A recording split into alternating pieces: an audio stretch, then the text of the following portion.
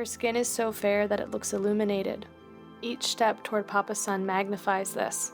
She is wearing a silver velvet robe and a crown made of twigs. Mama Moon's 3 ladies-in-waiting walk behind her, holding the trail of her robe. They are cloaked in dark blue with parasols and masks. Papa Sun is lean and tall with broad shoulders, a thick beard, and long, dirty blonde hair.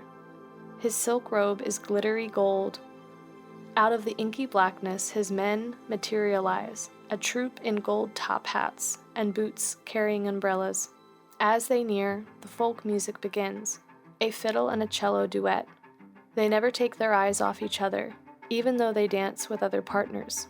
Their dance is their orbit, and they always come back to each other. I smile and look through the window at the stars. We used to fit so perfectly together, but things happened.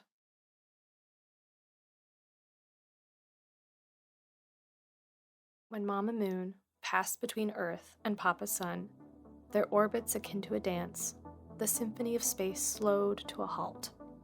Suspended in the alignment of the sun, the moon, and the earth, until the tension pulled us apart. All of a sudden, a spark. Freshly tugged from a black hole, we rolled out covered in stardust.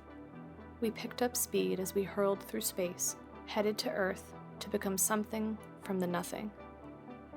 As we propelled through the cosmos, stars and the Milky Way galaxy, we glided by spaceships, satellites, wormholes, antimatter, and aliens in their flying saucers.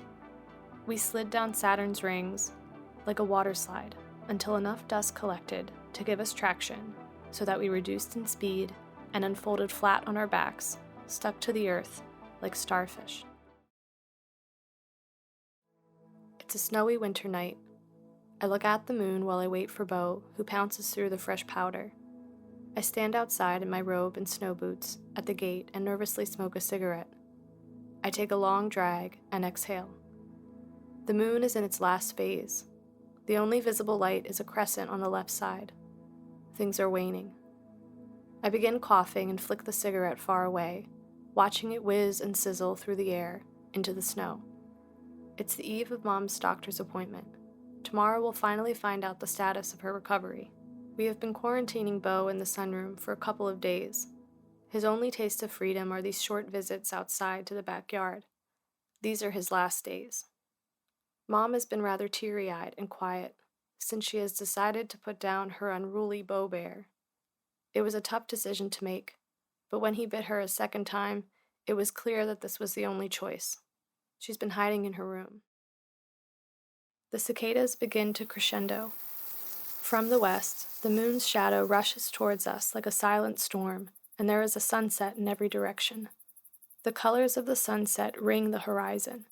We marvel as the last sliver of the sun sparkles like a diamond ring before it breaks into a string of beads by the moon's rough terrain.